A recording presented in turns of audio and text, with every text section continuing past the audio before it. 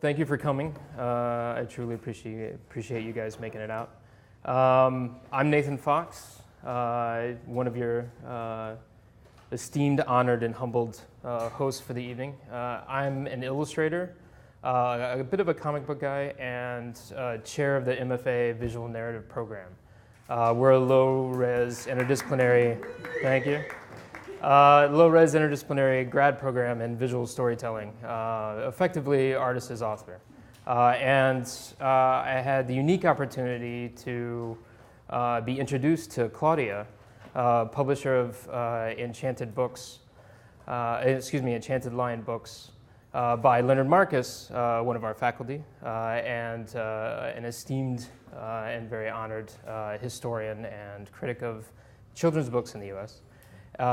And found out that Liniers would be coming to the U.S., and it was a great opportunity as the beginning of our summer intensive startup within the program to truly kick off with visual storytelling. And story visualized being our motto, it was really kind of a fabulous opportunity to kind of bring this to SVA and have these two titans of illustrative narrative here to kind of have a discussion on what storytelling, cartooning, politics, non-politics, and visual art may or may not be. So with that, I would definitely like to introduce Steve Brodner. He's an award-winning satirical artist and commentator whose work has appeared in every U.S. publication since the 1970s. Stephen Heller credits him with helping to reestablish the art of caricature in the U.S. as part of the New Wave, as discussed in the Savage Mirror. His work encompasses editorial illustration, journalism, authored sequential art, and video. He has been a regular contributor to Rolling Stone, GQ, Esquire, The Nation, Harper's, Mother Jones, The New York Times, I'm not done, the Los Angeles Times, The Washington Post, Sports Illustrated, and a whole heck of a lot more. At The New Yorker, he's contributed over 200 assignments, many written by himself, including over 25 short films in the Naked Campaign series covering the 2008 presidential campaign. His work was collected in Freedom Fries, published by Fantagraphic Books in 2004, and a one-man retrospective Raw Nerve at the Norman Rockwell Museum in 2008. In addition to a full plate of illustration work, the man is exceedingly prolific, and a book on the presidents of the United States, which is the basis for his blog on Facebook. He teaches senior illustration and principles of illustration here at SVA, as well as summer nights at SVA, which begins June 10th, by the way. Some seats are still available. Shameless plug, yeah. Yeah. And sitting to his left, very, very glad he's here, Ricardo Liniers. Siri is an acclaimed and well-beloved Argentinian cartoonist whose widely popular daily strip, MACANUDO, cool, has been published in the Argentine newspaper, La Nacíon. I'm getting this right. Spanish is amazing, man. It's all that high school that just completely evaporated. You're very scared, though. La Nacíon? La Nacíon. I have to I'm from Texas, so this is, it's half an honor and a fear. For over 10 years. This strip has won him fans throughout the world, and very excited to start to see translations here in the U.S. And comparisons to the cartoonist heavyweights Charles Schulz and Bill Watterson. Liniers also travels around the world with musician Kevin Johansen, painting big canvases on stage, while Johansen makes music, and sometimes they switch. Liniers has over 3,900 published comic strips, has published over 25 books in Spanish, and has published more than 10 books in 9 countries. I think you should work a little more. From Brazil to France, Italy, and the Czech Republic. In the US, Enchanted Lion Books is his publisher for MACANUDO, with volume 3 publishing in October 2015, so keep an eye out. And Liniers is also published by Francois Mouly and Toon Books, His next book, written and drawn by Henrietta, will be published in October 2015 as well. Liniers is also a 3-time New Yorker magazine cover artist, as you can see one here. His first book to be published in English, The Big Wet Balloon, Toon Books in 2013, has been both a critical and popular success and was selected as a best of 2013 by Parents Magazine. Moreover, the 4th volume of MACANUDO to appear in French was recently selected in 2014 at the Angoulême Festival. Together with his wife, Angie? No? Yes. Liniers also founded the comics publisher La Editorial Común, which published Latin American comics and Spanish translations of European and American comics. Liniers lives in Buenos Aires with his wife and 3 daughters, Matilda, Clementina, and Emma, but no penguins apparently, or at least not yet. So please give a warm welcome to Liniers and Steve Brodner.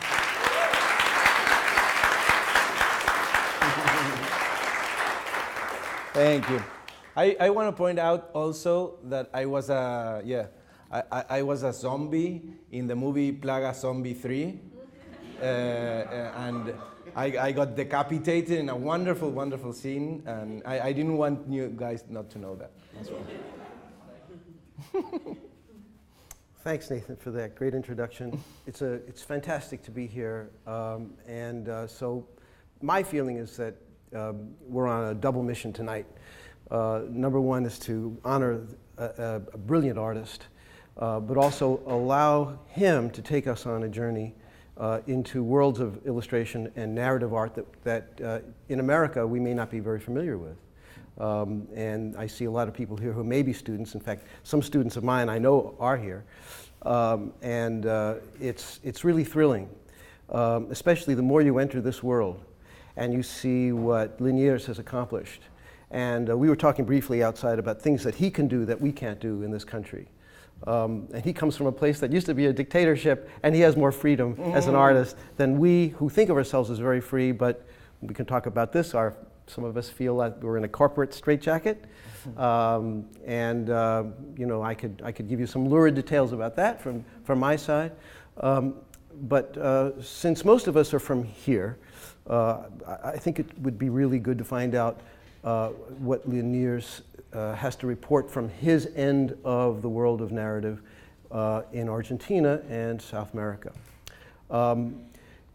Quickly, briefly, my feeling about narrative is that this is the way human beings talk to each other.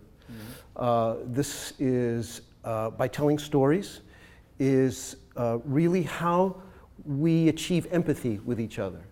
If I tell you, this is what happened to me this morning when I woke up, it's actually reaching out to another person and saying, this is a piece of my life, but for you to hear this, I am actually projecting a piece of someone else's world into your brain. And Woody Guthrie used to have written on his guitar, "This machine kills fascists." And I think that's what he meant. I think by telling the stories of the people, he felt that we were pushing ourselves further away from dictatorship, further away from fascism. So I believe when you're teaching narrative, you're doing more than that. You're actually saving the world, Nathan.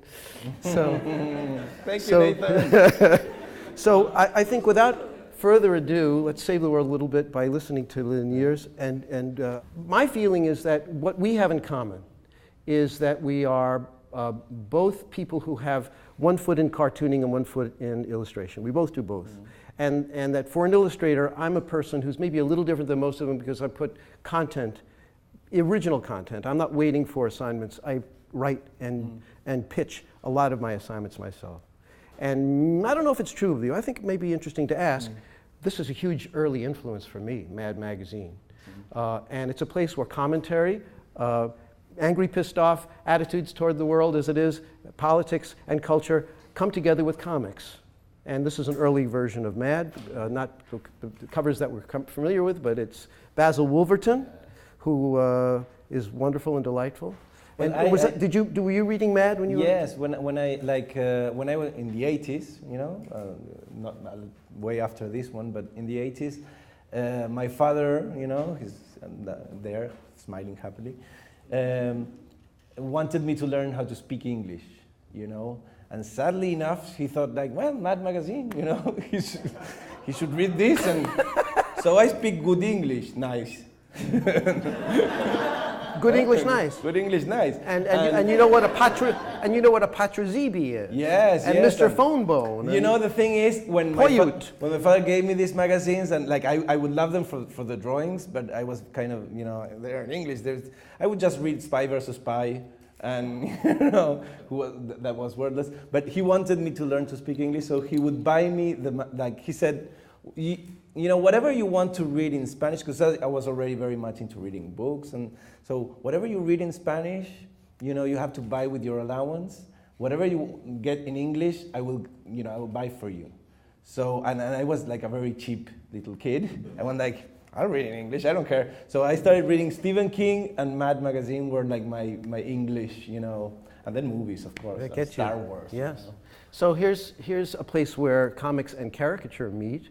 Mort Drucker, and one of the big influences on me, one of the great Mad guys for a long time. He threw in Lucy, and but all his caricatures are dead on, but also dead on in interest of story. Okay, so he doesn't just draw people; he draws people in story, and to me, that's where illustration and caricature come together. Then I went from there in another direction, which is toward illustration, satiric. In the 1960s and 70s, the king was David Levine. Yeah. And David Levine could take a face and twist it and have it as a storytelling series of elements. And nobody drew Richard Nixon like David, or Lyndon Johnson. And of course, his most famous Lyndon Johnson, you probably all know it, where he's lifting up his shirt and you see the scar of Vietnam on his abdomen, where Johnson had just recently had an appendectomy, and David thought, well, let's just draw the map over there. This is, you can almost see how I get an idea from David. This is from a preview from my book on presidents, Theodore Roosevelt, and also similar in the sense that I cut off the edges of the face and you can still tell who he is. Using the elements of the face for storytelling, and my goal here is to show the explosive radiance of this character. Narrative in a single image. So I don't do comics as a rule. I'll try to put as many elements that lead the eye around in a single image. So I had the idea that George W. Bush looked like Mickey Mouse in Fantasia, and if you remember, Mickey puts on the hat of the sorcerer, and he gets into trouble because he doesn't know what the hell he's doing, creating all kinds of mayhem, and then he smashes the broom. And that you equate to George? Okay, it's your. You know. This is the story of ISIS, if you think about it. So anyway, what I teach is how to direct the eye around a single image, to do it in one. Kino. Okay, Kino. I did just some preliminary research and finding photos and sketches and some finishes from some heroes of Argentinian graphics. And so I thought I would show a couple of pieces, and maybe you could tell me, not just South American artists, but also some Americans, to just give us a sense of how you see them and what they mean to you, and maybe some insight that we might not have if we were just casual visitors to their work. So Kino is like our Schulz, you know. He was very much influenced by Schulz and also Steinberg. I think he's a very big fan of Steinberg. So he started doing like little graphic jokes, and eventually he created this strip that very much like Peanuts works with little kids, you know, living like in this world where the world of the grown-up world is taking to this little kids world. It's kind of like, you know, how Lucy analyzes, you know. But in the case of Mafalda, which is the strip, it was a way more political thing than Snoopy or whatever. It's kind of like Doonesbury plus Peanuts plus, you know, big-haired little girl. and to me, it was always like this, because this is from 1964, I think, till 1970 something. So it was right smack in the 60s, so there's all this reference to the Beatles or to the Vietnam War. And the cool thing is I learned to read books basically I started with Mafalda. It's how, you know, the Argentinians or Latin Americans start reading, and it's like a great first character to read, because you know, people underestimate very much what they give their kids to read, or now they even give them iPads, like, shut up, and put an iPad in front of their face. But they go like, reading My Little Pony, I don't care, you know. And so, and what you read as a kid, it's like the basis of all the books that you're gonna have to put on top of that. So if you're reading like My Little Pony, then good luck reading Faulkner after that. You know? But the cool thing about... It could happen. Yeah, it could happen, but it's more difficult. It's a big jump, yeah. It's like a unicorn, you know, suddenly doesn't appear in Faulkner for some reason. So, but with the cool thing about Mafalda was that it's this little kid that keeps on questioning the world of the grown-ups. Like, why, you know, why it's this Vietnam War? Why do you do this? Why my father does? Like, she's constantly like, you know, basically going like, you guys are morons. You know, how come you live like this? And from that, like, I realized that all this, some of these, there you go. And there's a different, like, archetypes, you know, like this little kid, Manolito, is kind of like a capitalist. He has like this little store, and he's very much into capitalism. He hates the Beatles. He hates, like, he has like a crew cut, and he's very, very, like, he's not the smartest kid, but he's very likable still. And then very successful. Yeah, not very successful, but he has like a marketing ploys and stuff like that, and it's very funny. And then Felipe is kind of like I really identified with Felipe, you know, because he was this shy kid who was in love with someone, kind of like the little red haired in Peanuts, but he couldn't talk to her. And I was like, I am so this guy. And then he was very bad studying because he kept reading comics, and I'm that guy too. And so, yeah, it worked like that, and this guy is actually, in my mind, one of those people that, like, I love all types of art, but there's a very few people that you're not more like a more intellectually amazing person for reading them, but you're a better person for reading them, you know, or like Chaplin, you're not a more cultured person, but you're a little bit better, or, you know, Lennon or Steinbeck, those guys. There's moral intelligence. Yes, that they make you like a 0.74 better person if you read them. So Kino, to me, is up there. You know? Fantastic. Thank you for that. All right. And this is Oesterheld. This is Hector German Oesterheld. This is a, not only is he a singular talent, but he also gives us a chance to see what collaboration is like in other cultures. We wouldn't have this here, I don't think. We're more on our own. But he produced things with other artists, two other artists, as I've been able to discern, all had to pay a price for their expressiveness and the great art they produced, it has everything to do with, I think, your tradition and where you come from. If you could talk about him. After him, I have slides of Brescia, and then Francisco Solano Lopez. So maybe you can tie them together for us? Yeah, so Oesterheld was a writer. He was a script writer and also novelist. And in the 1950s, he created, like, you know, our most famous, what you would call now a graphic novel, of course, but those are some of his characters. But the most famous one is called The Eternauta, you know, El Eternauta.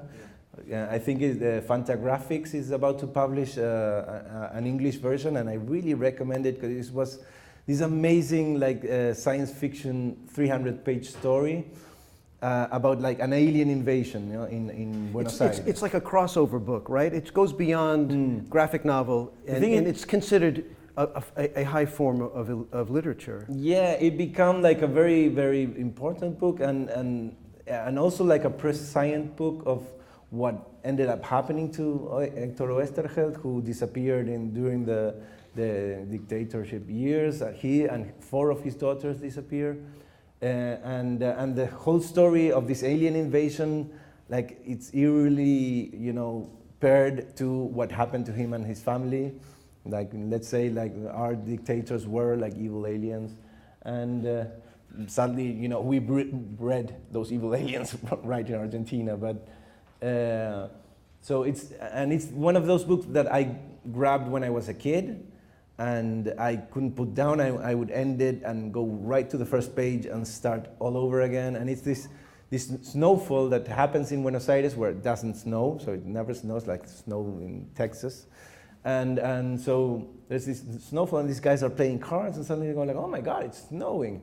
And as soon as they are going to go out, they see that people are dying on the street from just touching the snow. So they, you know, get stuck in there, kind of like a Robinson Crusoe thing, and then it develops from that. But and then Francisco Solano Lopez, who you mentioned before, was the artist that came up with this story. And I got to talk to him. He died a couple of years ago, but I got to ask him because in 2007 in Buenos Aires happened something that hadn't happened for 100 years, which is it snowed. It did snow. It did snow, and I asked Solano Lopez, like, what did you feel? Like, you've been living with this story over 50 years, and suddenly it snows, and you watch out the window, and you go like, oh my God, aliens! Like, well, you know, oh no, not again! And he told me something really nice. He was so happy to have been able to see that. Like, you know, he couldn't believe his eyes when he saw that it was snowing in Buenos Aires. And no aliens whatsoever. You know. Some politicians are kind of alieny. It had special meaning. So, of course, he also worked with Hugo Pratt. He worked with many amazing, and Alberto Brescia, who's amazing. He was an amazing artist. Amazing. We'll look at his work in a second. What specific connection can you see between this book and his disappearance? Or do you think that there was some other thing that he did that crossed a political line? He eventually that time? He was always kind of a political, you know, artist, and did a lot of, you know, crossover. And he did, you know, work with like Che Guevara stories and stuff like that. And he did a biography of Che. Yes, and then his daughters were also like in the whole Montonero movement, which was like a left-wing Peronist movement in the 70s, who were very much against first Isabel Perón, who it's like a big, crazy, you know, the Argentinians around here are going like, yeah, it's as fucked up as it gets. You know, like our 70s were incredible. But you know, of course, in those years, musicians and artists and, you know, editors and whatever, just if they spoke their minds and they were against the regime, you know, they put their lives at risk. Yeah. I have a publisher down there who also is very famous for publishing Kino and Mafalda, called Daniel Divinsky, and he published this book in the 70s to teach kids how to count. So it was like this pages, you know, so it was a downwards countdown. So it was like 5 is the days of the, I don't know what, and 4 is whatever, and 3 and 5. And when he got to 0, it was a drawing like this, and it was red. So the geniuses at the, you know, junta dictatorial decided that he was trying to indoctrinate subversive 5-year-olds into the guerrilla. Like, you know, this is, we're going to get like some creepy, you know, 5-year-olds with this guy. So they sent him to jail, and he had spent 7 months there, and then he had to move to Venezuela. So I am always like this is still kind of a very present wound in Argentina. You know, it's still very present.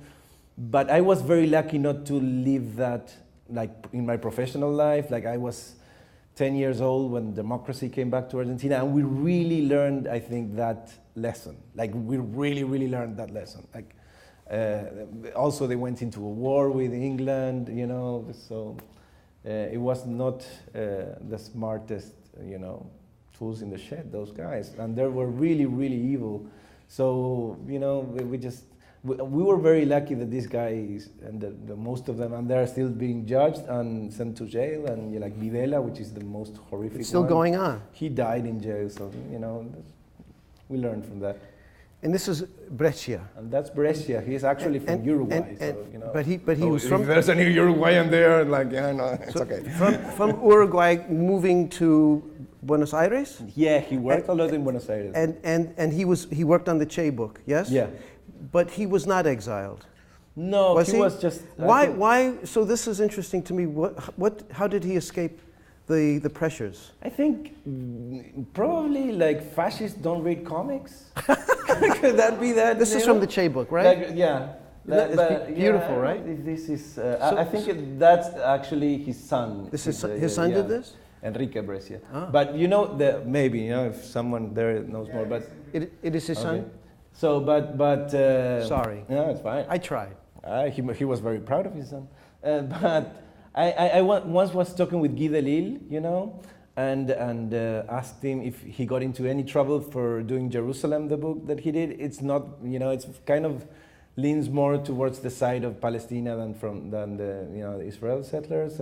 So I asked him if he had any problem with the right wing Israel, and he was like, no, nobody called me, nobody said anything. And we realized that they don't read comics, like right-wing people don't read that much comics. But if Fox News got a hold of a copy and put it on, oh my God, then that would be the end of the show. But those guys are geniuses. Of course they are. All right. Is this more like what That's he did? Alberto, yeah. So very strong blacks. Yeah. And that leave out some drawing, but let the eye fill in. A little gestalt there for you. I think it looks like him. Yeah, maybe it's definitely based on this. We're all doing self-portraits on some real level. This also? This is also, I think, Enrique, or I think it's Enrique Brescia. I'm going to change slides before I get into any more trouble. And that's Solano Lopez, who did the Eternauta that you see there. All right. He co-founded. He was the What co-creator. he had to use not to get in touch with the Deadly Snow. That's what he used to go out there. Yeah.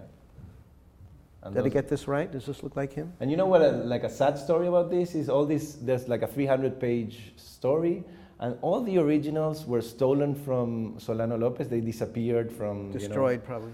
Not destroyed. Actually, Solano Lopez got invited to go to Italy to a show of all his originals that some guy from Italy magically had, and he was like, they stole that from me, but eventually the guys supposedly bought it in good faith. So he saved them. Yeah, but Solano never got them. He never got them back. What a terrible story. It's horrible. Nobody got out of Argentina safely. But Lopez was he in exile? He fled to Spain, it says here. Am I right? Yeah, probably. Yeah, okay. Munoz?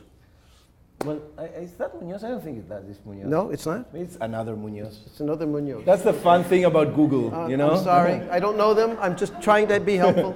This is by him. But that's Munoz, and this is a thing that breaks my heart. And one of the reasons I did the publishing thing is a lot of these amazing cartoonists publish their stuff in Europe, and they don't publish in Argentina, which is as fucked up as it gets for me. It's like we are creating this culture and then all the young artists in Europe get to know way better how to work with black and white. Like he's a big influence on Frank Miller and all those guys. Frank Miller, yeah. You can see that, yeah. And Spiegelman and all those guys are very much influenced by Jose, and we don't get to read him. We don't get to. This is Alex Sinner. I used to read them in Fierro magazine, but you couldn't go to a bookstore and buy them. And you can go to a bookstore in Barcelona or in Rome and buy this stuff, which is, I think it's horrible. I don't know why that happened exactly, but. Do you go into any of these guys in your narrative classes? Yeah, definitely part of curriculum, especially with Morrison. Oh yeah, that's. Was a big deal. So it gets passed on here. I love this. That's Alex Sinner also. But their use of black and white. And this is Carlos Nine. I love this guy. I'm kind of scared of him also. because he's really good. And he's kind of grumpy.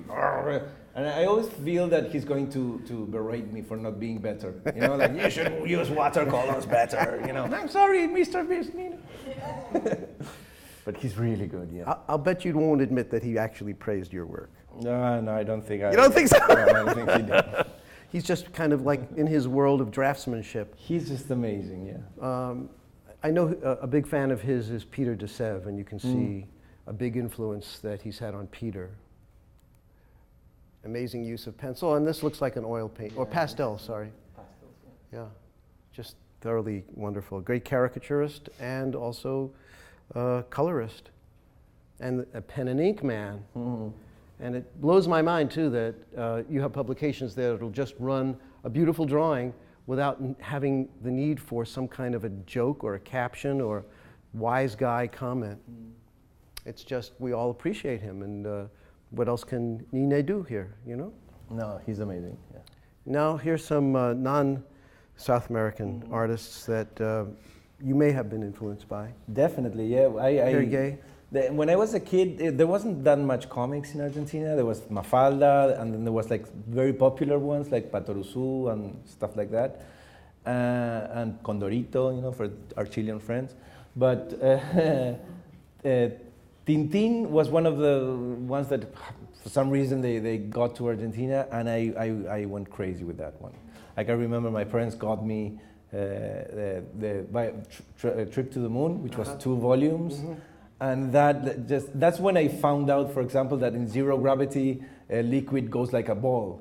And that for me was better than Jurassic Park effect. I was like, my God, what? A ball? But why? This is so crazy. So yeah, but that's the cool thing about kids, that every now and then your brain explodes with, this is incredible.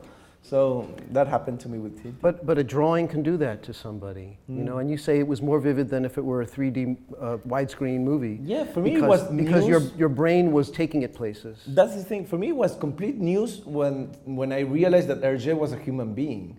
That for me, Tintin was just there, and all these things happened to him, and then, you know, and also Kino, you know, this, when something is very well made, the author kind of disappears, and plus they have like this weird thing. Hergé is not a name, and Kino is not a name, and Liniers is definitely not a real name.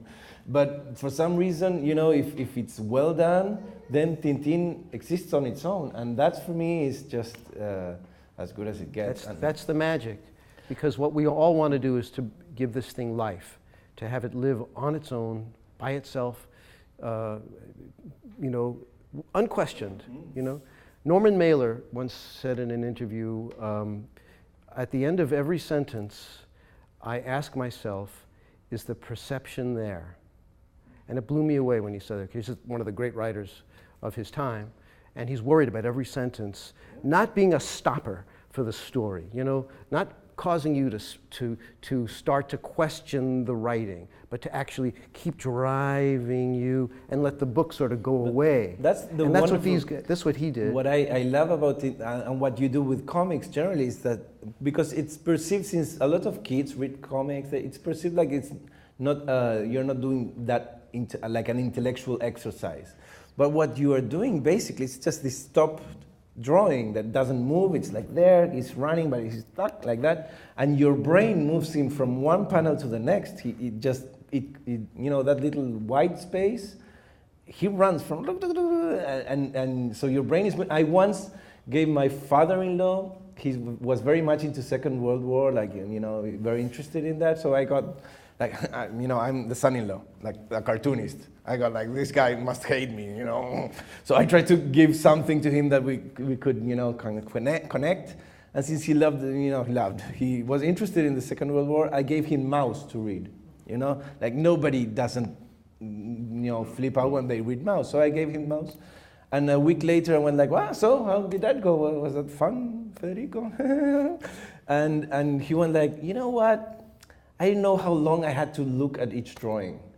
Like, I would read the thing, then I would look at the drawing, then I don't, like, it's enough? Can I go to the next drawing? Like, because he hadn't developed, like, the thing that we do unconsciously of going from one place to the next, to the next, to the next, and moving the story He was that way. unaccustomed to the form. He was completely, had never read comics. He Yes. never, so that's, So imagine how much he admired me. It confused him. In the end, he liked me very much. So We have Mouse coming up at some point. Okay. And here's Charlie Brown. And Charlie Brown, that floored me when I discovered Charlie Brown. What was it about this strip that made an impression? Were you very young at that time? Yes, it was very. Somebody gave me like to learn English, also like a teacher or someone, like one of those tall ones, not the one that you get like the strip, but Yeah. you know they kind of Sunday? Yeah. Yeah. And it was just the drawings were so clear and so kind of, you know, not like what we saw about Westerheld, the other thing I read, all detailed. But this, like the eyes, is just like a tiny script. And that for me was such a clear and beautiful thing. And of course you started seeing Peanuts before you got to the you saw Peanuts like in T-shirts and stuff like that, and then you realize it's a comic strip. But there was something so weird about its humor. It wasn't like, you know, jokey, haha, at the end, plop, whatever. It was like these sad things, you know. And, and psychological. Too. Yes, I once did like something horrible, and I will now confess. I do these strips for a newspaper in Barcelona, which is like a really weird newspaper. So I like the weirdest, most horrible ideas that I can come up with. I publish them there. So I did one that said like when Charlie Brown gets to be a teenager, and he's just hanging, you know. he doesn't. Oh yeah, I'm sorry, but you know, look at that poor guy. He went through that all his infancy. Like no Valentines, never kicking that freaking ball, you know. I read once an Makes interview, sense. yeah. Makes total sense. I don't think he's going to have a very good adolescence, this guy, you know. So, and I read once, and it made me sad that he didn't do it, but like one of the last interviews with Schulz, he got like emotional, and he said like really on TV, is like, maybe you can see it on YouTube, and he goes like, oh, that poor kid never got to kick the ball, and like never once. Yeah, in all the strips. Like it would have violated some great order in the universe. You think, you know, maybe Charles the last Schulz allowed strip, him. it would have been nice, like, poof, and you know, go. But that would have been a good obit he strip. really kind He of had done broke that in up advance. at that moment. It was like for me, it just made me feel goosebumps. He was like really sad for the kid, but he couldn't make him kick But you the know, ball. you could feel sorry for all these. Like it's a tragic strip. Yeah, it's the Hamlet. sad commentary on how psychologically fucked up we are. And we this go is back just in time. pure beauty. Okay. For me, it's just So this is a man who's influenced everybody. everywhere. And not too many people know he was African American. Was he? I didn't know that. He was. Are there the George birth Harriman. papers? The birth papers? Huh? Did Donald Trump unearth the birth papers? Like, you know, We'll have to looking go- for the Obama looking for the papers birth- only, oh my the God, birth- George the birth Harriman there. was from here. Okay. Now we have to take the books out of the library now. Crazy Cat, if you haven't ever heard of Crazy Cat, hear about it. And Fantagraphics has quite a few of them out. They are works of genius. And I think maybe the first surreal, one of the first surreal strips, and appeared every day for many years. In the 1900s, 1910s, 1920s. What kind of influence was it for you? For me, the number one, firstly, like, you know, just the ink work. I think it's always beautiful. I like this, you know, the how do you say, the sketchy things that you can see in Robert Crumb also. Like, you know, we love now every cartoonist, first from this and then from Crumb, we love the sketchy thing.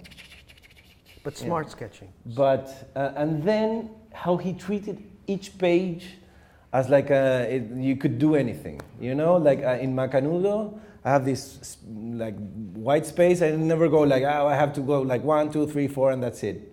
And this guy, every page was designed. Was like, this was here, then it was here, then it was here, and everything was playful, and everything made sense on the whole page. Like there are some pages that are amazing, just how obsessive this guy must have been, just doing like you know, a perfect combination of color here, black here. So And you don't see it here too, but maybe with that tree, right? But he would design buildings and moons and skies and clouds to fit in the space, and it didn't matter that they were his own version of everything. Yeah, and then that's Totally- another thing. That's another thing I discovered when I was a kid, or when I was trying to be a cartoonist. And you go like, I can't draw cars. I like suck at drawing cars. My cars are horrible, because cars in the real world right now are horrible. So I go not like, interesting. But then I saw this one thing on TV, and this guy was talking to another cartoonist, and the guy went like, yeah, you can create your own card, you know, why would you? And this guy created trees and created like, you know, everything he invented just, and to me it's a very jazzy thing. Jazzy. And also, there's a New York quality in the sense that the dialogue, the text, is written in broken English, crazy the way people in New York, since we're from all over the world, are speaking like this to each other. How I got out, maybe found the thing, and he just celebrates broken English and fanciful English throughout all of Crazy Cat. And Crazy Cat also is sometimes a boy and sometimes a girl, and we never really know. Well, Olga is always sometimes. And it's very violent too, which we love. And the whole thing about love and pain is just perfect. It's very sophisticated, and then of course we get. I'm sorry for the pixelated. Yes, but we know who this. We know guy what this is. You know. All right, and you have a story. I think. have a weird story with this guy because I a few years ago, like 2004, I was in this trip in Berlin. So I started like I had to do something for the. They invited a lot of artists to Berlin, right? Like artists, like, you know, people who do installation and stuff like, you know, just sculpture. There was this woman who like used dead pigs and, you know, art. And I was stuck in the middle of those guys. And each one had to do something, how Berlin influenced you as an artist in your stay. And I was the first one to have to do my presentation, so I had been just one day in Berlin. So like no influence whatsoever. I just, you know. They were showing like Baywatch in German. I don't know if that impacted me, but I was like, yeah, that's not enough. Baywatch? Yeah, they were like David Hasselhoff, and like, you know, he was very happy. The best of American culture, right there. Yeah. And so I decided, well, I will draw myself as a rabbit, because you know it's artsy. It's artsy. Rabbits are, you know, are right in right now. So I started doing like this, my diaries in this with this alter ego of the rabbit, and then, but like, you know, maybe a couple of hours after I did it, I went like, oh my, Matt Groening does this thing in Life in Hell where he draws himself and he also draws himself as a rabbit. Oh fuck, you know. And then I went like, what? He will never find out, you know. He already has enough money, you know. I don't think he's. And you're all the way down there. I'm down there in Argentina. all the This way. guy's like, you know, in a big yellow mountain of whatever mansion he has. So I went like, okay. So I kept doing this rabbit, and one day my sister calls me, Juanita, on the phone and says like, hey, Ricardo, this is in Buenos Aires. It's not like we're living. Yes, Juanita. Do you know Matt Groening, the guy that made The Simpsons? I go like, yeah, sure. Well, he's dating my friend Agustina, and he says he wants to meet you. And I went like, oh, Juanita, are you the drugs, man? What are you doing? What are you? Are you okay? Do you need me to go fetch you? No, really. And so it turns out this guy actually married the friend of my sister, Agustina, and they have a nice son, Nathan, and so I had to come clean. He came to Buenos Aires, invited me to you know, to eat or whatever, and I came like, hey, Matt. You know, the rabbit thing. You're gonna laugh. Please don't sue, please. But he was very, you know, that's something that generally happens on the horrible world that is Twitter. That there's this Twitter police, and they go like, hey, you're ripping off from Matt Groening, you suck, Liniers, I'm gonna destroy you. And you go like, dude, relax. But generally when you meet the guy, they go like, yeah, that's great, man. I have made a lot of money from that, you know, good for you. I love Warner Brothers could have got upset about this, you know. Yeah, nobody cares. There have been a number of That's rabbits. the nice thing about Argentina. I like in MACANUDO, I will draw everyone. I have like Hello Kitty there and Star Wars. I don't give a fuck, you know. Yeah, I know eventually my poor editor is going to have to, you will receive a lot of, you know, Disney mails at some point. Cease and desist, you know, the evil empire is coming, and you're going to have to be Luke Skywalker or Princess Leia, as it will. I will be your Luke to your princess. Yeah. And so he was fine. No, so he was very happy, and generally that happens. It happens to me now. Every now and then, someone comes and you see that you influence them, and you never go like, "Oh, he's stealing from me." I go like, "Man, that's nice." Somebody read my stuff and went like, "Hey, I can do that." Oh, okay. Your rabbit has nothing to do with his. I'm sorry, everybody. No, we all drew a rabbit right now. Money. You would be drawing your own rabbit. Yeah, that's the thing. It doesn't make there's now with the Twitter thing, you get to tell civilians that this actually happens, that two people can have the same idea. Yeah, that happens. Because I write something on Twitter and 25 people make the same joke, like, and you go like, you know, it happens. It's really weird when someone is the same idea and the same grammatics and the same drawing and the same thing, and like, if you have like 5 points of, you know, connection, then it's kind of weird. But generally, like, the same idea, relax, it happens. Like today, if you post your ideas on Facebook or Twitter, like Chris Christie as the Hindenburg blowing up, 5 other artists did the same thing. Yeah. And in the past, if they were like someone's in Louisville and someone's in Alaska, you wouldn't know that. That's the thing. Somebody wrote like Chris Christie, Hindenburg, and boom. But it's a great idea. Nice guy. It's a great idea. Chris Christie is a Hindenburg. Anyway, another big influence on everybody. Yes, this is a seminal book. This one blew my mind. I was like, I remember reading it. My parents came on a trip and they came back and got me these 2 books.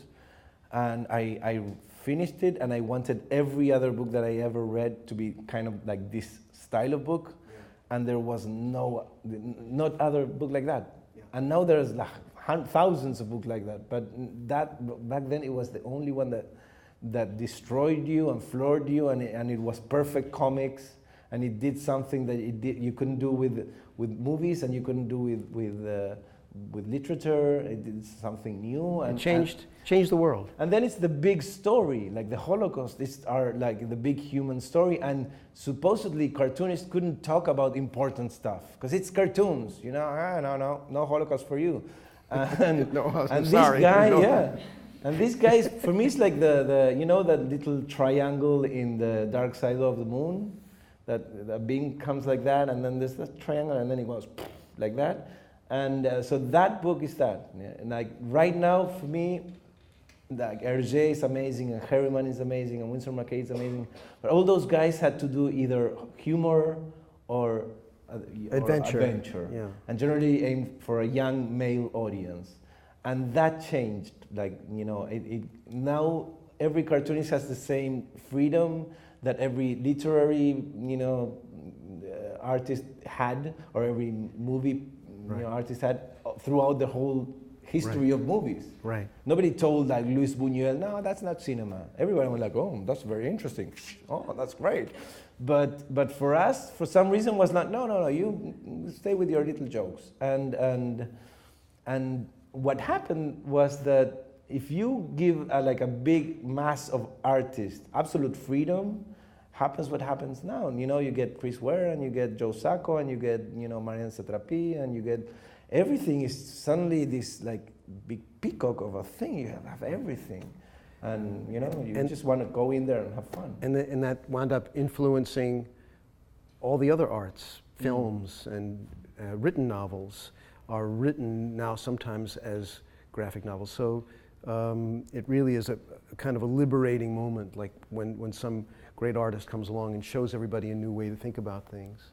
And then we have this rabbit. Okay. Yeah, that's a Matt Groening original. No, yeah, I can't play guitar, but I can draw myself playing the guitar, which is like the next best thing, I guess. I think that's better than playing the guitar. And this is the last piece. Oh, I love this guy. This is Patrick, who was an illustrator who then became a cartoonist. He was like, you know, the rest of us, fighting for freelance jobs for a long time, New York Times, so on. And then realized that he had that touch, he had that vision. He found his characters and then became very successful with mutts. Yeah, the first news I got of him was a book that I bought on Crazy Cat. He did like this book on Crazy Cat, like in the early 90s or something like that. I bought it for Crazy Cat, and then Patrick McDonald, okay. And then these things started popping up, and for me it was like a perfect strip that synthesized like all the early strips, like the Cliff Sterrett and Harry Man right. All that stuff, plus kind of a feel or a drawing, kind of like a Watterson, and then like old-timey things. He combined the old and the new. And he used to do this thing in the Sundays that he would grab something from like graphic history. It could be like the Nevermind the Bollocks, or it could be like an image from like Gustav Klimt or whatever, and he would put his characters there. And I was like, oh, that's such a good idea. And of course I did it. I put my penguins in Abbey Road or whatever. Like, what I'm saying is steal from people you like. That's the most fun. Somebody once analyzed Mozart and found that there was 10% of originality. Culture is take some, leave some. Add, subtract. And you shouldn't feel bad about it. And a lot of young artists feel guilty, or they're condemned by people for imitating another artist. And I think at the beginning, especially, it's absolutely A-okay to do that. Yeah. But I want to say, it's like we were talking before, that we are very different and it was, I like what you said of you being an optimist, because your work and my work, they have a very different approach, in the sense that you are like a satirical, showing, okay, a little bit of everything. I have horror vacui, I don't know if it shows, but so how, if you're a political satirist, you are constantly showing all these horrible human beings, being horrible basically, and having fun with that. And so it's sometimes perceived as very pessimistic, and my stuff is kind of optimistic, because it's an optimistic strip. And what happened was I started doing this strip in 2002. In 2001 we had like a horrible crisis, economic crisis. Of course, there was also 9/11. There was also like the new millennium, so there was like this feeling that the world was ending. And I remember the newspaper as being like a horrible, pessimistic, we're all gonna die thing that you would open and say like, okay, Bush invading, the Argentinians, the markets, everything sucks, the world is over. And then you go, oh, okay, people screaming and going, we lost everything. Oh my God, we're all gonna die. I was like, wait, because after I put down the newspaper, like my wife was there, she was very nice, hey, hi, Angie, and then like my friends and my family was there, and they were all very nice, and like a little bird flying through the window. I went like, wait, like the big things in this planet for some reason are horrible, but the little things are kind of nice, they're kind of. So I decided that I was going to do my strip, like focusing on those like tiny things that if you get too much into the big picture, you might miss that, being alive for 80, 90, 100 years is so much fun. I think we're going to need more of that as we deal with very big issues. I think people in Texas right now, for example, probably could use this book. Well, is Perry still the governor there? No, well, somebody even worse. Nathan, where do you get these governors? He's a refugee. He's a fugitive. No, it's just a lot of hypocrisy and willful ignorance. But we don't have to go into that right now. But I do think intelligent evaluations and discussions of the little things of life get us through. And it's a great gift. So, we're grateful to this little guy here. Yeah, my little elf. Oh, you have this. I'm sorry. The let's see. Key on that. Bling. This is my first strip that I did before doing MACANUDO. I used to have it was a weekly strip. It was called Bonjour. This was going to be the cover of a book that never was. But So it had penguins, and then one guy blowing the trumpet that I picked from somewhere. I copied it from some old, thing, and it was just me trying to, to call attention. It was like nobody was. This is 2000 more or less. It was impossible to be a cartoonist in Argentina, and it still is very hard. There's only like 3 or 4 or 5 spots in the 2 big newspapers, and that's it. And if you get to be in the newspaper, then it means that people who don't read comics will read you, and you will get more or less known, and then you get to sell a few books. But when you're starting and you see that Kino and Maitena, all these amazing artists are doing it, and you go like, mine suck, oh my God, I'm never gonna get there. But what I decided to do was, okay, I will not get there by quantity. I will not get by quality, I will get there by quantity. So I started working like a madman, like doing like very bad, crappy, strips, but like hundreds, like blah, blah, blah, blah, blah. That Can I just interrupt for a second? Yeah. Did you notice as you did that, Yeah. because to me this is the key to education in art, quantity. Did you notice you're getting better? Yes. You noticed. And the nice thing about this book is Very you see important me- point. You see me discovering stuff. You see me like at the beginning. Let's see. Here are some of the strips. These were more or less at the end of the run. At the beginning was just one strip, and of course just one strip per week for me was too little. So there I decided to do the two floors. I could be like more or less okay in the first one, but in the second one I could be really stupid, and I basically stole from Tony Millionaire. I love Mackies, and I went like, oh, that makes sense, and I sent to Tony Millionaire because it was the birth of internet, so you get sometimes all these big things, and you go, oh my God, Tony Millionaire is in there. So I got the email, and I sent him. I said, I'm so sorry, Mr. Millionaire. I don't think it's his real name. I'm so sorry, Mr. Millionaire, but I'm stealing your idea of. And he went like, oh, I stole that from Crazy Cat, don't worry. So I did these things and I had fun, but I really tried to kind of, first I was on this battle with the newspaper for them to run it bigger, to run like so I would do like all those like very detailed drawings that I didn't have an idea, and even for them to be a joke, because the Beatles one is just a drawing. But I went like, oh, come on, you can run bigger. That's very labor intensive. This is hours and hours, yeah, that isn't was it? that was. And this feels a little crumb-like. And those are my friends, that's Harriman and Hergé and Schultz and Kino there. So You're thinking about R. Crumb's blues portraits? yes, a little probably, bit? yeah, definitely. So I was just a big fan. Just like when you're a kid and you draw, Jim Morrison or whatever. I just kept doing that. Yeah. And the guy under there is annoyed at me. And this one I did on September, because I remember doing this. I used to hand in my strips on Tuesday, and I used to draw them on Tuesday. And September 11, it was a Tuesday, so I remember waking up, watching all this horrific thing on TV, and I had to do a strip that day, and it was I remember it's not here, but it was one of me going to, pleading with Mr. Bush just not to nuke everything, because he was like, yeah, I'm gonna, because eventually he did. So he didn't pay much attention to my strip, I guess. And then there was one beneath that's like, oh, this is horrible.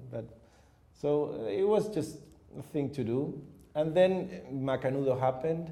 I got into La Nacíon newspaper, there are 2 very big newspapers in Argentina, Clarín and La Nacíon. And just getting there was, like a big, and again, it's, all these strokes of luck are that.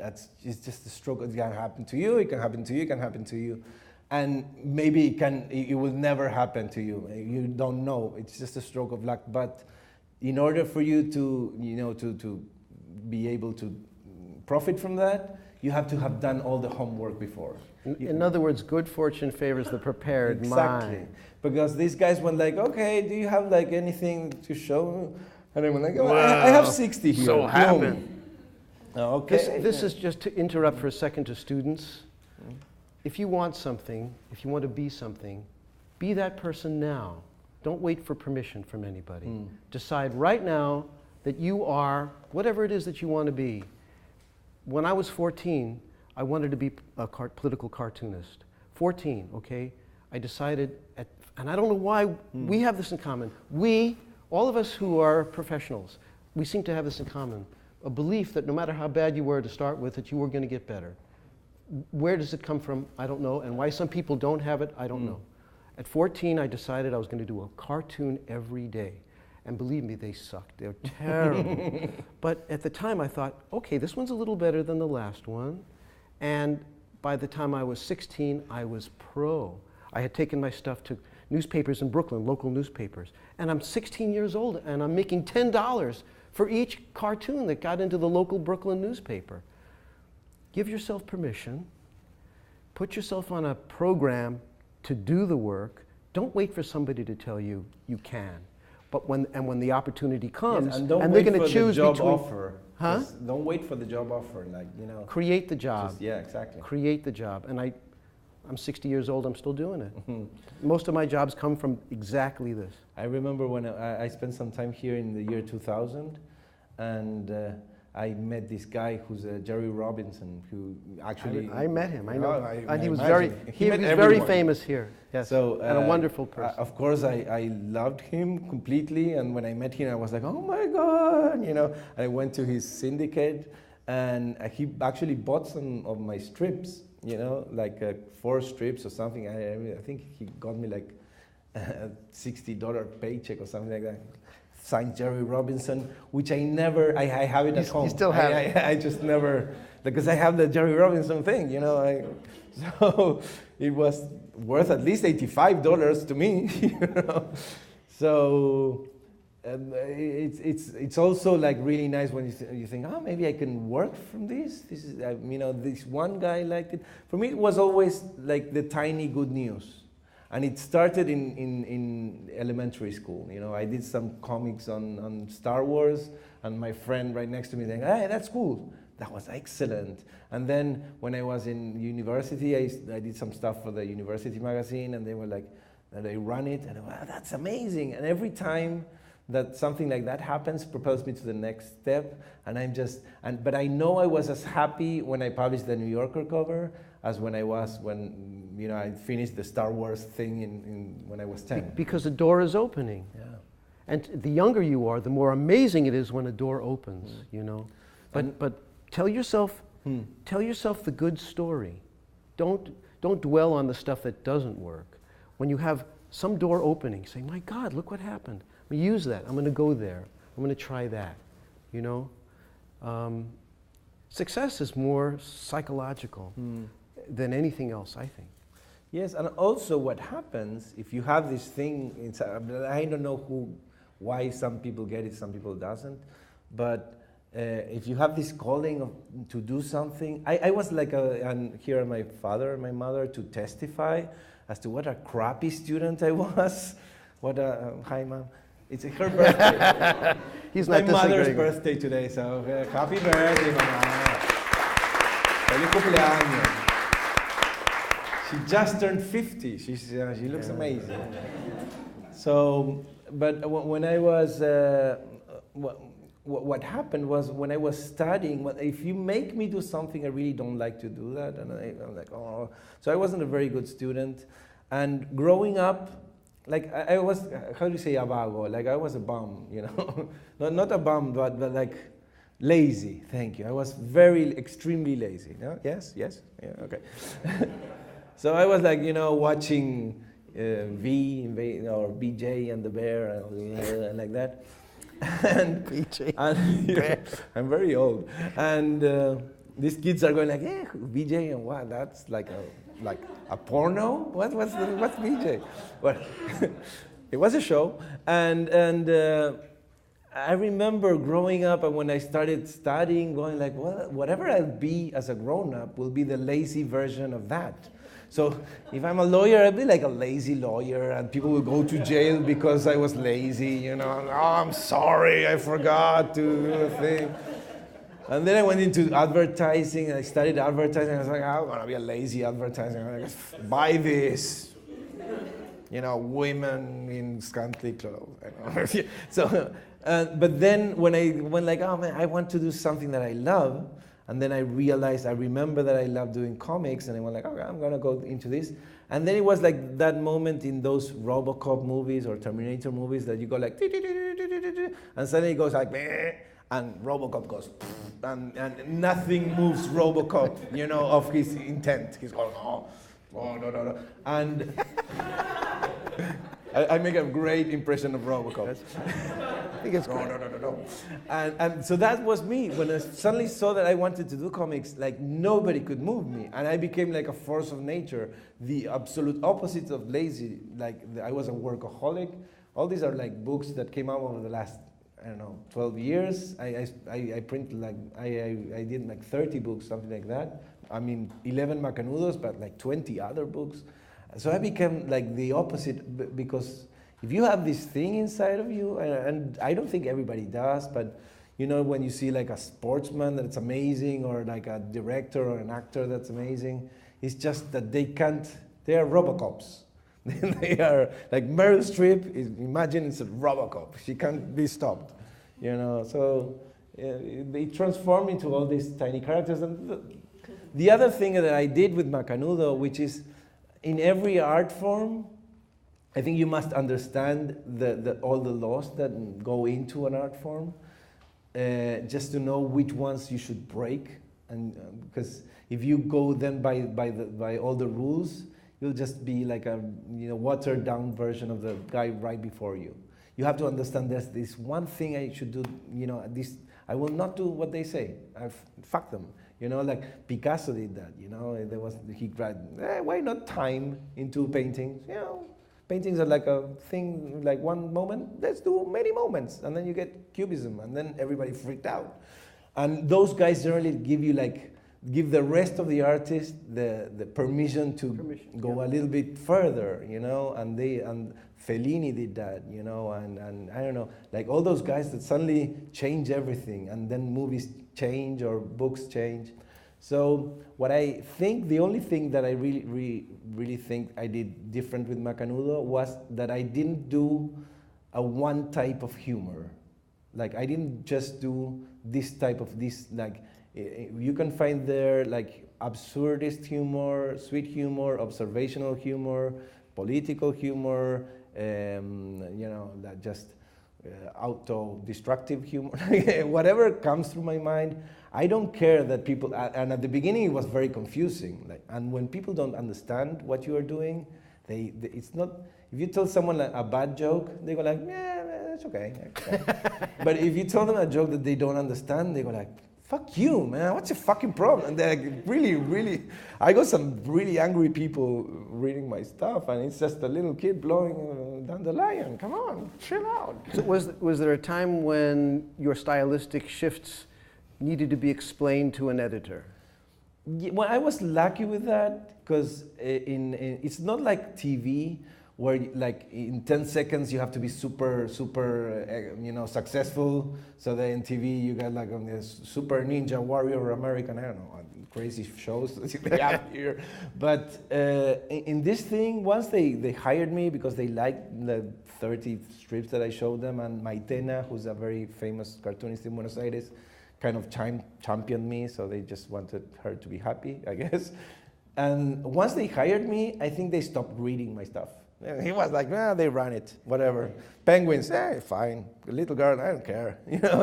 It's not like here. And I really think that freedom of them not going nuts. At some point, somebody said to me, well, if you don't put a lot of, punchlines in the end, maybe people will get angry and will fire you, But if you wanted to do them like that, we have no problem. But there wasn't a syndication down there. But that's the thing, and that's a big difference between. Yeah, maybe the freedom that you have. I was saying before about how this amazing thing happened after Mouse with the graphic novels.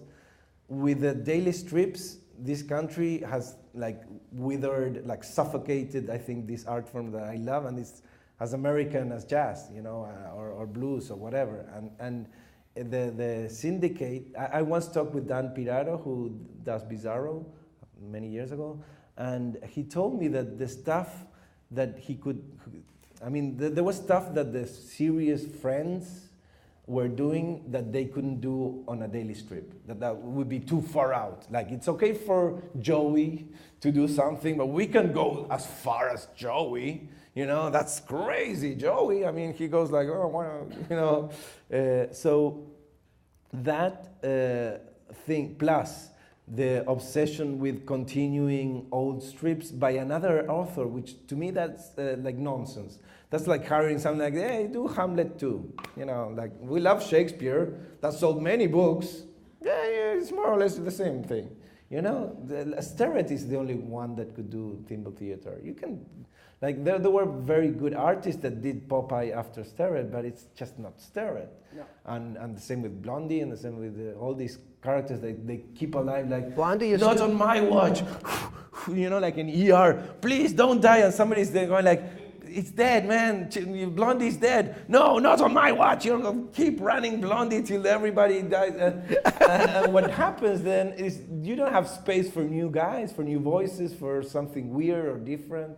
So that we're talking about the place where a piece of art becomes a piece of business. Yeah, we were very lucky that a corporate said, entity. like, okay, let's keep doing Calvin and Hobbes. Who wants to do Calvin and Hobbes? That would have been horrible. Or Gary Larson, or, you know, Bloom County. Or in the case of Peanuts, it just kept getting rerun because there were 50 years or something like that. Yes, but I understand that at least it was the original. The originals. But I think that is finally. I once had a meeting in, I think it was United Media, the syndicate. They called me in 2007, many years ago, like, we want to see your stuff. We've heard about you. And I was like, I told my wife, we are saved. We are finally going to have money. This is like American money. This is like the real thing, man. This is not Argentina. Yeah, this is like... The ship has come in. So we were living in Montreal. We came to New York, and we went into this huge building. Like, you know, I'm like, Angie, this is corporation, man. This is like, like, I didn't care about my scruples or anything. I was a whore at that moment, so I would have said yes to anything. Like, I wanted money. I'm in it for the money. That's all it took for you to get rid of your scruples? Yeah, just the feeling that just I saw like a Peanuts. It doesn't take long. No, just no. like scruples, I saw a Peanuts statue, and I went like, okay, yeah, this is going to be excellent, Angie. These people are spending money on statues.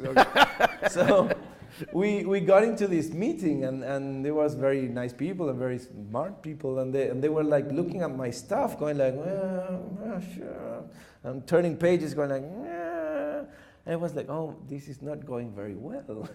And then someone said like, okay, well, you know, your stuff is kind of all over the place. I went like, yes. That's why it's interesting, because you don't see from one strip to the next, you don't see what's going to happen, and then it's a surprise, and then it's like a punch, you know, like boxing. I started like freaking out, going like hyperventilating because and they was like, it's a problem. And then it's in color. Well, I like to paint. I'm sorry. And then you do elves. Yes, they're funny. And she said something that blew my mind. She said like, well, elves aren't like that. I'm like, what? And like, because this is exactly like, well, of you guys who have seen an elf. This is exactly what an elf looks in your house or your garden or your, like, you know, drug-induced dream. Maybe you realize that those aren't elves, but the cool thing is that they don't exist. So you can make them whatever you mind fly, I don't care, you know. So, and they are gay, they are little gay elves. This is a gay elf. Yes, I love my little gay elves.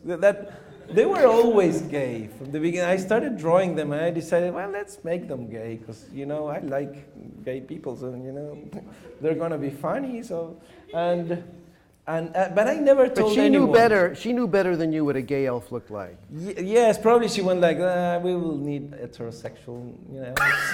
Sexual elf, sorry. So I started doing these characters. Let's see if there's I don't think they will show up, but I did that one for.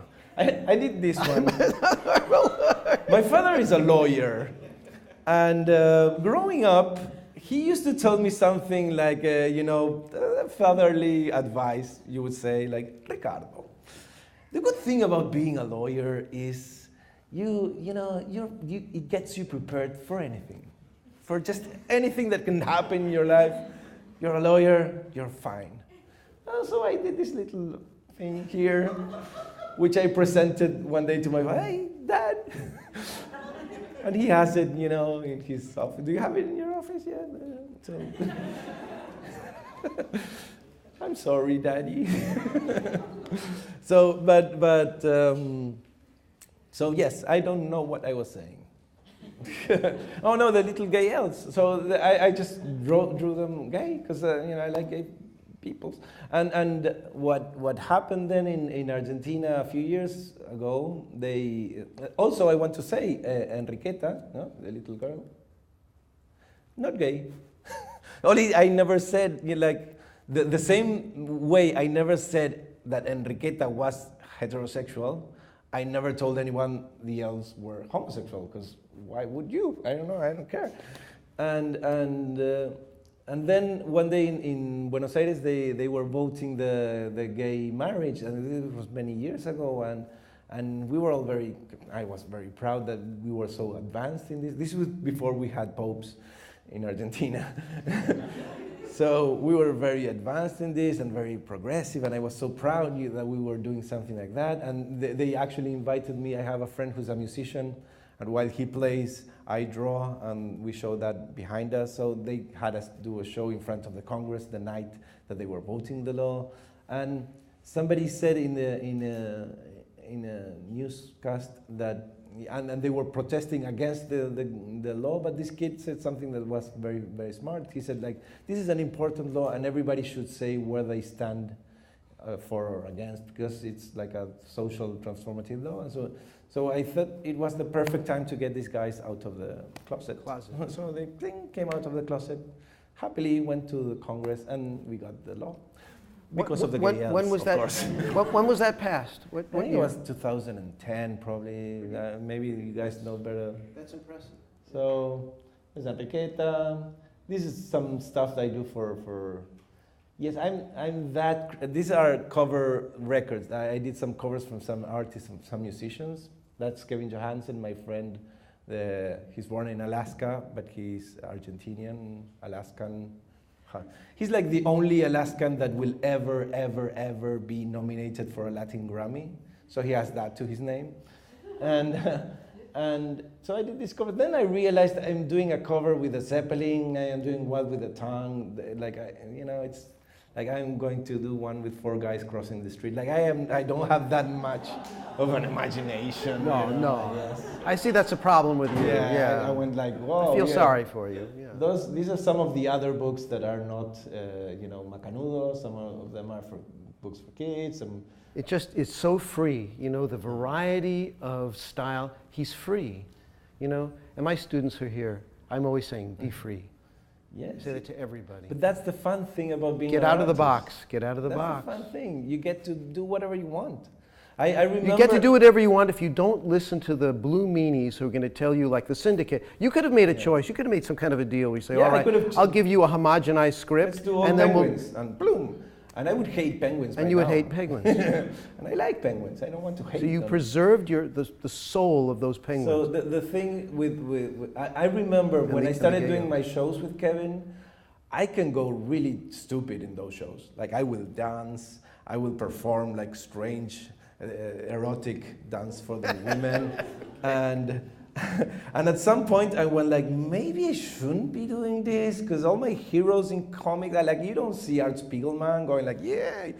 So maybe I shouldn't do this. He does that all the time. You don't know that? Yes, but then I realized he does it in a synagogue though, so you don't see that. Yes, I've seen him going. But I realized I am not doing this to be Art Spiegelman or Kino or whatever. I was having so much fun dancing, for the ladies, and some of the guys also. And so here are some of the other things I do. Sometimes are autobiographical, because now we all like to do these things where we kind of experiment with our lives and see what happens. Some are kids' books, some are Charlie Chaplin homages. Let's see. Some are just, using your daughter's to make money. Basically, this is the big wet balloon that I did with Françoise Moulis, the one before this one. And I was having problems like coming up with a story for her. And she wanted to do a book all with Henrietta comics, but I was going to do MACANUDO with Enchanted Lions, and I thought kind of, let's do something for you. And since she liked Henrietta, which is a little girl with a cat, I went like, I will show her like a little boy with a dog. I don't know, you know. And then one day I saw my two daughters playing in the rain, and Clementina was like 3 years old, 2 years old, only getting into 3, and Matilda was 5. And the way they went out into the rain was very different. Like Matilda went like, boom, ran out in the rain and started like, yeah, woohoo. Like she was like in Woodstock, you know, like, yeah. And Clementina was like, what the fuck, man? Like she didn't curse, but she thought curse. What the fuck? What is this? Apocalypse, I have no idea. And suddenly I realized that there's a good idea for a story there, like a sibling story, and Matilda was trying to get her to go to play. And eventually they wanted to come back because they were cold, and I was like, no, stay there, I'm inspired, you know. Daddy, we're cold, I don't care, you know. But, so I made a lot of money with this book also. Yeah. So, a good reason to have children. And then, of course, the New Yorker. Those are people from the New Yorker. So you say the New Yorker. And yes. If you say New Yorker, they go like, they are mentioning us. It's like Batman. This is the bad signal for the New Yorker people. It's Francois calling. It's Francois.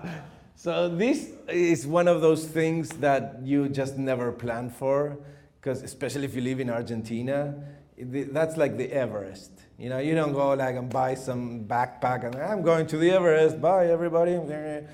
Like especially me, I couldn't go up like a hill.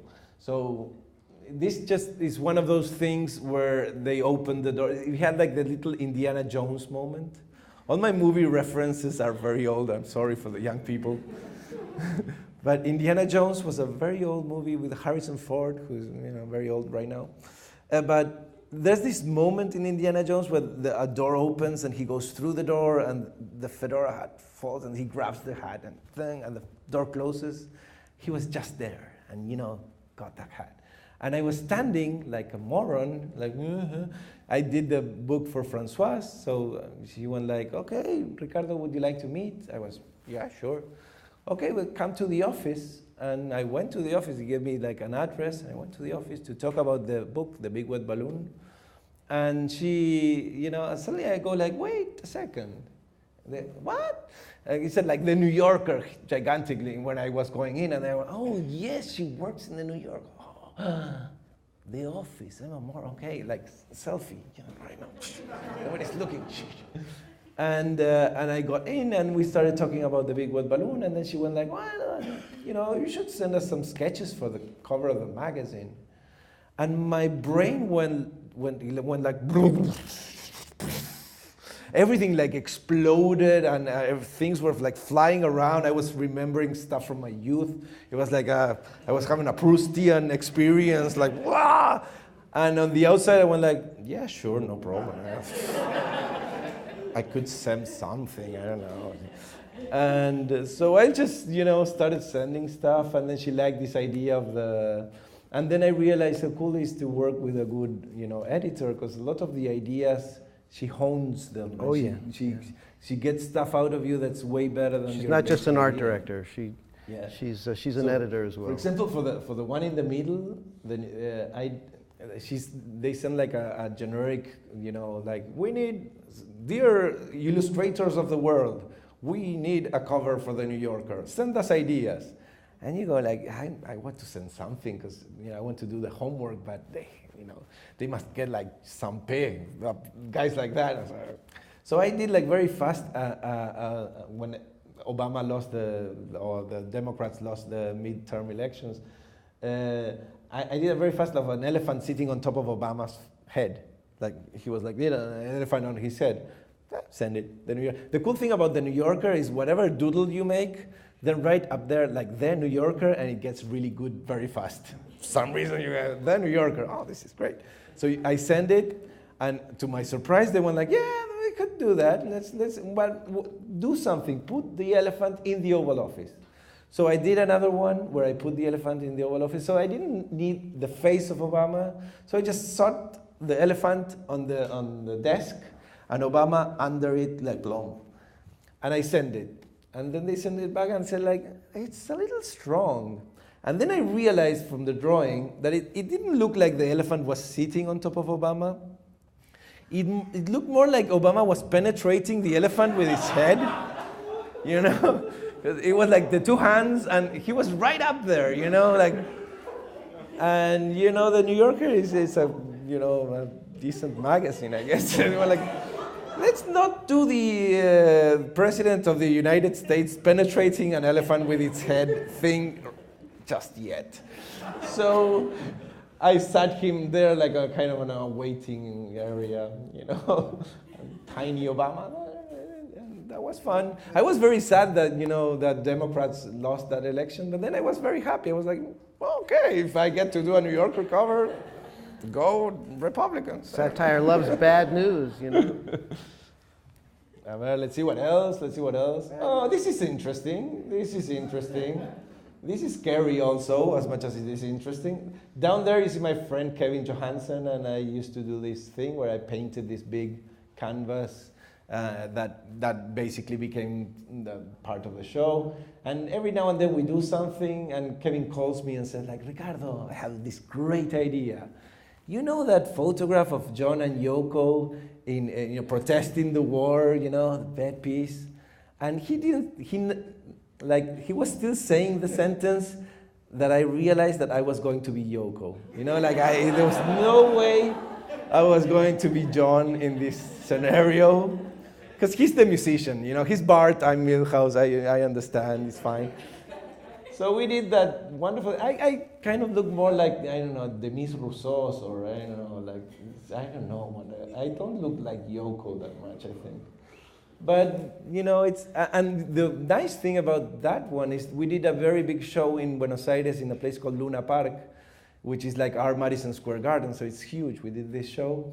And they used that as a poster. And they did a giant thing in Avenue Córdoba. It was like a 3-story high thing of that photograph. And I sent my father a note saying like, dear daddy, like a little letter, no? Dear daddy, this is your son.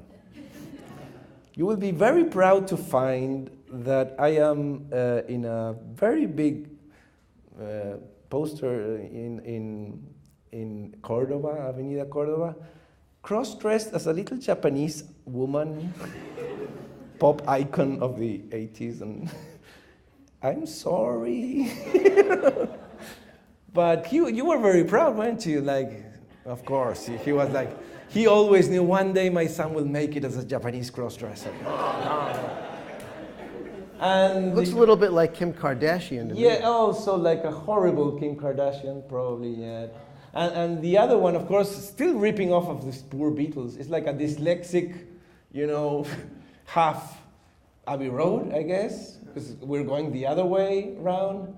We dressed as mariachis because it's on a record that we did in Mexico, so we did it's live in Mexico, so we are so complex that we thought Mexico, mariachis, okay. And then we got to spend a whole morning in 9 de Julio, which is like our main, with what we realized is in Argentina, if you're dressed as a mariachi, people will scream at you horrible things from cars. Like, they see you as a mariachi and go like, fucker, And so I would get all these people going, yo, moron. Yeah, thank you, yes, I know. So something that mariachis must know in Buenos Aires. This photo was for an album? For an album called Vivo en Mexico, okay. Which was a lot of fun, yes. Yeah? Yes. So, and here you are doing a live again, all things painting? that Art Spiegelman would never do. But maybe, Maybe secretly he does. He does amazing stuff. Late at night. And that's so cute. Look at that. I want to run that by like in a supermarket and freak the machine out. Like, what the fuck? I don't know. You know, $1 billion. I don't know. I think we can do a couple of questions. We're running a little late, so if we want to do just a couple of questions from the audience, that would be great. Yes.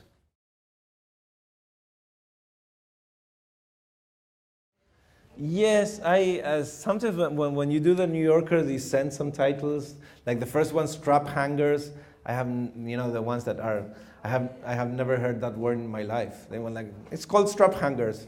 Okay, whatever you want. I remember all of them. I remember those 3. Yeah, but the elephant in the room was, I told them, like, maybe it's the elephant. It doesn't work exactly because the elephant in the room is something we shouldn't be talking about. It's right there, but nobody talks about. I thought it was a great title. Everybody, but it worked. And the third one's called the hipster stole. That one I came up with. Yeah, I was happy with that one.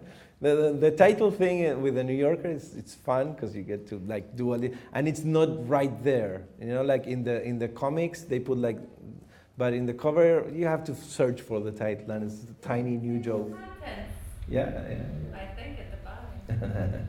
So thank you. Yeah, Anybody else?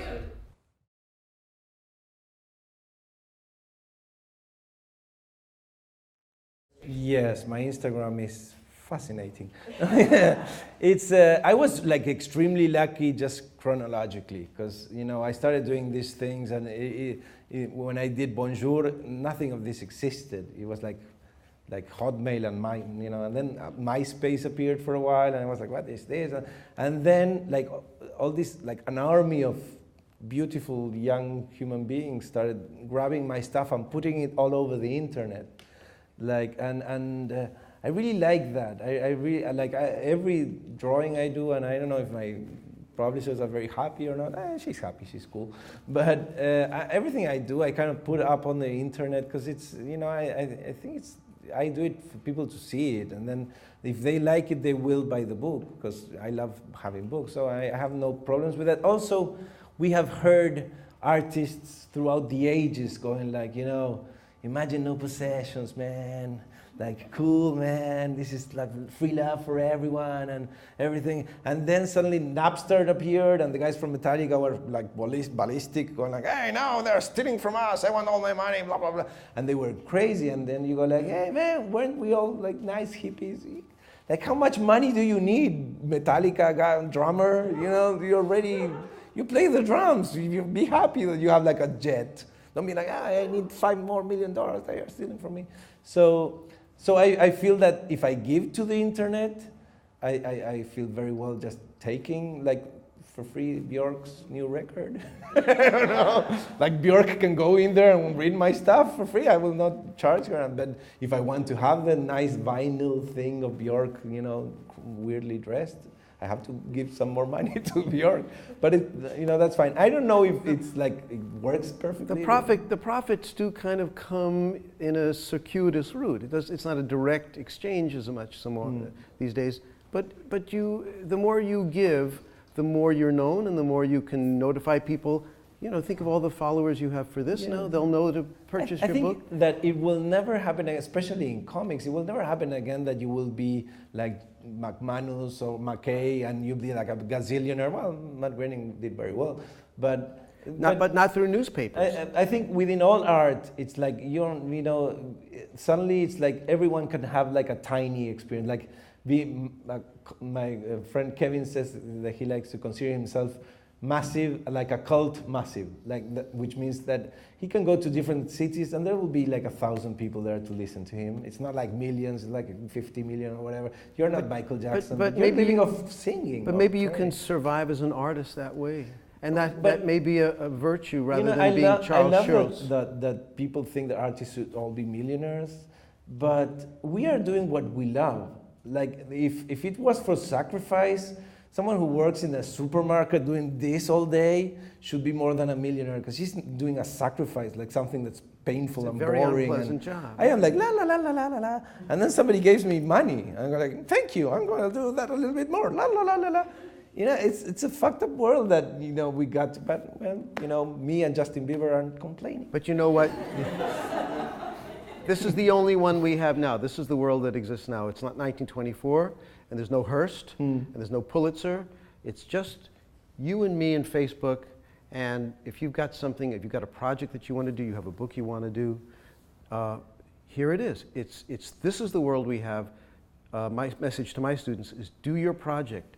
Don't wait for the next Steve Heller to come along and make your career as he did mine way back in the 19... Make your own project, whatever it is that you want to do. You know, look at Liniers, look at people like Myra Kalman. You know what she does? I like shoes. I'm going to do a book about shoes. I'm going to do a book about food. Yeah. She's always painting food. Anything that's ooh la la. You know, somebody did an review of her where she said everything about Myra is ooh la la, and she loves things, and she's a gourmet about life, and people trust her, and they'll be guided by her choices, but also savor what she savors through her art. Understand that people will respect your passion, but follow your passion and make something that you can actually put out into the world and sell. And I think that's where it's going. And also we are extremely lucky that it has never been like in the history of the world as many possibilities for as many artists, that many artists creating, as many movies being made, as many singers singing. Like suddenly we know there's, like, of course there's not as much money, but if you're doing this for the money, whatever, if you're like a director, an actor, whatever, if you're doing it for the money, then fuck you, you're a moron. But if you're doing it for something you love and you manage to make a living of that, to get able to just pay the supermarket and send your kids to school, that's amazing. That's incredible. Will find other people who share your love for that thing, whatever that is. Penguins or gay elves or whatever it is, you're going to find those people. And to me, that's the whole point now. And social media allows us to find those people who share, and that word share is important. We're sharing all the time. And people will actually part with some money to buy a book, a poster, a t-shirt, socks, prints, and before that, whatever. People your publishers will decide, like, I can invest money on this guy, because for some reason they go like, oh yes, this is the type of book. And there's all these new independent, efforts. And that's amazing. You don't have to go to Scribner's to be a novelist. You can start with online and then go from that to finding an independent publisher, we were talking about Peter Cooper earlier. Peter goes to all those conventions. He goes to the one in France every summer. What is that one? Like a small press? And he makes all these deals. You ever talk to Peter about how he operates? Yeah. It's fantastic. He's super smart. He knows how to negotiate, and not for big runs, and different languages. And he's always making books, and he survives very nicely. He's not a millionaire. Maybe he is a millionaire. I don't know it, but he's somebody who has figured that part of it out. And it's open to all of you. It's open to all of you if you can just be strategic and cut with the grain, cut with what you love, pursue your passion, and then turn it into stuff. I want to thank Liniers. It was a wonderful journey. Thank you, Nathan. And I think we can stick around for a few minutes after this is over if you want to come up and just talk, or ask, maybe he'll draw a rabbit for you, I don't know. By himself, including over 25 short films in the Naked Campaign series covering the 2008 presidential campaign. His work was collected in Freedom Fries, published by Fantagraphic Books in 2004, and a one-man retrospective, Raw Nerve, at the Norman Rockwell Museum in 2008. In addition to a full plate of illustration work, the man is exceedingly prolific, and a book on the presidents of the United States, which is the basis for his blog on Facebook. He teaches senior illustration and principles of illustration here at SVA, as well as summer nights at SVA, which begins June 10th, by the way. Some seats are still available. Shameless plug, yeah. Yeah. And sitting to his left, very, very glad he's here, Ricardo Liniers, Siri, is an acclaimed and well-beloved Argentinian cartoonist whose widely popular daily strip MACANUDO, cool, has been published in the Argentine newspaper La Nacíon. I'm getting this right. Spanish is amazing, man. It's all that high school that just completely evaporated. You're very scared though. La Nacíon? La Nacíon. I have to double. I'm from Texas, so this is it's half an honor and a fear. For over 10 years, this strip has won him fans throughout the world, and very excited to start to see translations here in the U.S. And comparisons to the cartoonist heavyweights Charles Schulz and Bill Watterson. Liniers also travels around the world with musician Kevin Johansen, painting big canvases on stage, while Johansen makes music, and sometimes they switch.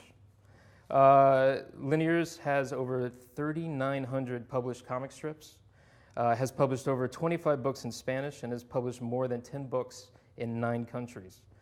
I think you should work a little more. From Brazil to France, Italy, and the Czech Republic. In the US, Enchanted Lion Books is his publisher for MACANUDO, with volume 3 publishing in October 2015, so keep an eye out.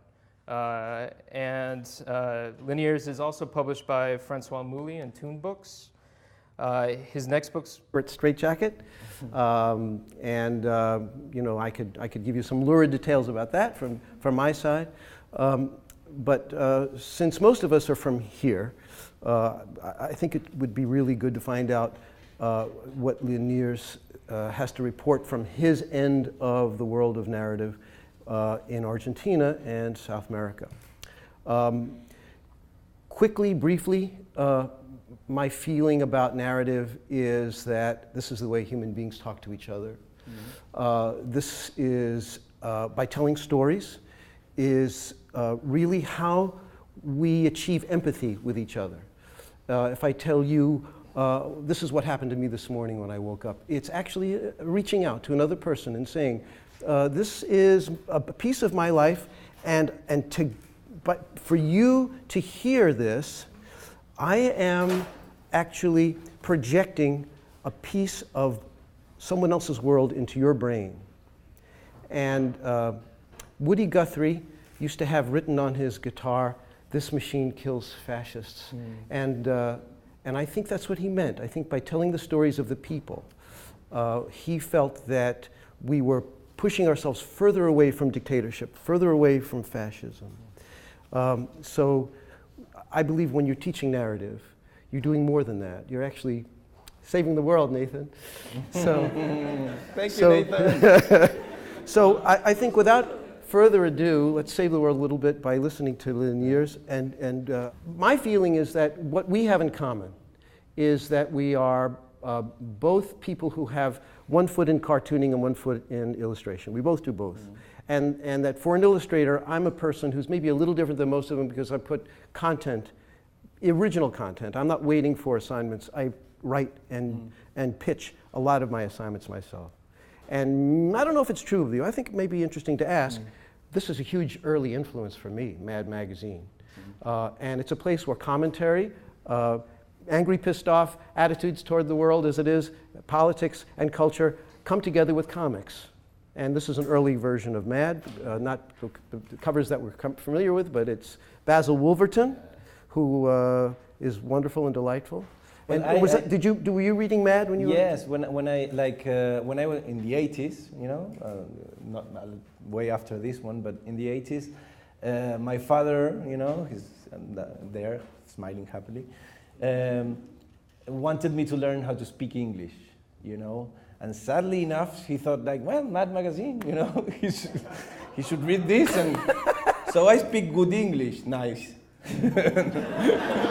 Good English, nice. Good English, nice. And you know what a patrazibi is. Yes, and yes. Mr. Phonebone. You know, the thing is, when my father gave me these magazines, and like I would love them for the drawings, but I was kind of, you know, they're in English. I would just read Spy versus Spy, and you know, that was wordless. But he wanted me to learn to speak English, so he would buy me he said, you, you know, whatever you want to read in Spanish, because I was already very much into reading books, and so whatever you read in Spanish, you know, you have to buy with your allowance. Whatever you get in English, I will buy for you. So, and I was like a very cheap little kid. I went like, I'll read in English, I don't care. So I started reading Stephen King, and Mad Magazine were like my English, you know, and then movies, of course, I get Star you. Wars. Yes. You know. So here's a place where comics and caricature meet. Mort Drucker, and one of the big influences on me, one of the great mad guys for a long time. He threw in Lucy, and but all his caricatures are dead on, but also dead on in interest of story. Okay, so he doesn't just draw people; he draws people in story, and to me, that's where illustration and caricature come together. Then I went from there in another direction, which is toward illustration, satiric. In the 1960s and 70s, the king was David Levine. Yeah. And David Levine could take a face and twist it and have it as a storytelling series of elements. And nobody drew Richard Nixon like David, or Lyndon Johnson. And of course, his most famous Lyndon Johnson, you probably all know it, where he's lifting up his shirt and you see the scar of Vietnam on his abdomen, where Johnson had just recently had an appendectomy, and David thought, well, let's just draw the map over there. You can almost see how I get an idea from David. This is from a preview from my book on presidents, Theodore Roosevelt, and also similar in the sense that I cut off the edges of the face, and you can still tell who he is. Using the elements of the face for... The next book, written and drawn by Henrietta, will be published in October 2015 as well. Liniers is also a 3-time New Yorker magazine cover artist, as you can see one here.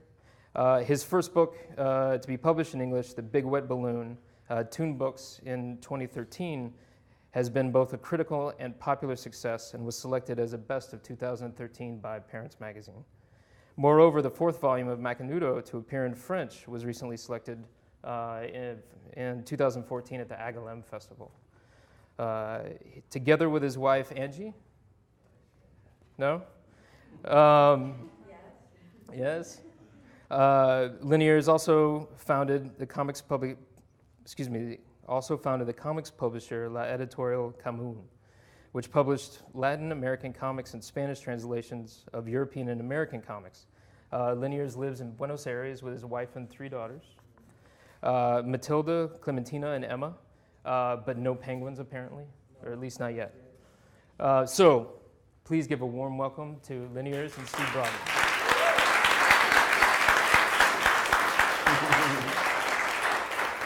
Thank you. I want to point out also that I was a zombie in the movie Plaga Zombie 3. And I got decapitated in a wonderful, wonderful scene, and I didn't want you guys not to know that. That's right. Thanks, Nathan, for that great introduction. It's fantastic to be here, so my feeling is that we're on a double mission tonight. Number one is to honor a brilliant artist, but also allow him to take us on a journey into worlds of illustration and narrative art that in America we may not be very familiar with. And I see a lot of people here who may be students. In fact, some students of mine I know are here. It's really thrilling, especially the more you enter this world and you see what Liniers has accomplished. And we were talking briefly outside about things that he can do that we can't do in this country. And he comes from a place that used to be a dictatorship, and he has more freedom as an artist than we, who think of ourselves as very free, but we can talk about this. Some of us feel like we're in a corporate.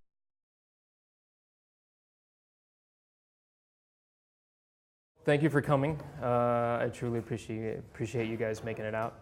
I'm Nathan Fox, one of your esteemed, honored, and humbled hosts for the evening. I'm an illustrator, a bit of a comic book guy, and chair of the MFA Visual Narrative Program. We're a low-res interdisciplinary, thank you, low-res interdisciplinary grad program in visual storytelling, effectively artist as author. I had the unique opportunity to be introduced to Claudia, publisher of Enchanted Books, Enchanted Lion Books, by Leonard Marcus, one of our faculty, and an esteemed and very honored historian and critic of children's books in the U.S. And found out that Liniers would be coming to the U.S., and it was a great opportunity as the beginning of our summer intensive startup within the program to truly kick off with visual storytelling. And story visualized being our motto, it was really kind of a fabulous opportunity to kind of bring this to SVA and have these two titans of illustrative narrative here to kind of have a discussion on what storytelling, cartooning, politics, non-politics, and visual art may or may not be. So with that, I would definitely like to introduce Steve Brodner. He's an award-winning satirical artist and commentator whose work has appeared in every U.S. publication since the 1970s. Stephen Heller credits him with helping to reestablish the art of caricature in the U.S. as part of the New Wave, as discussed in the Savage Mirror. His work encompasses editorial illustration, journalism, authored sequential art, and video. He has been a regular contributor to Rolling Stone, GQ, Esquire, The Nation, Harper's, Mother Jones, The New York Times, I'm not done, the Los Angeles Times, The Washington Post, Sports Illustrated, and a whole heck of a lot more. At The New Yorker, he's contributed over 200 assignments, many written